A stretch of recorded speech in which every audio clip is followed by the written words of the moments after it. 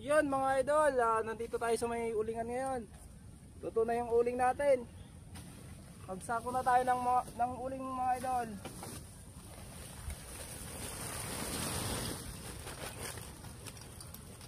Ang hirap mga idol, mag-uling.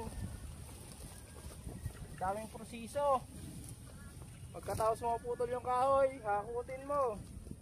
Pagkatapos mahakot, ikikilata o iipunin sa isang punan. Tapos babantayan mo ng 2 gabi para hindi mabutas, hindi masunog yung inuuling mo. Tapos ngayon, magsasako tayo ng uling.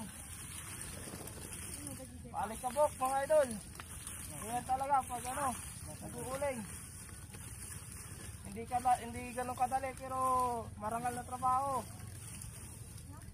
So yun lang mga idol.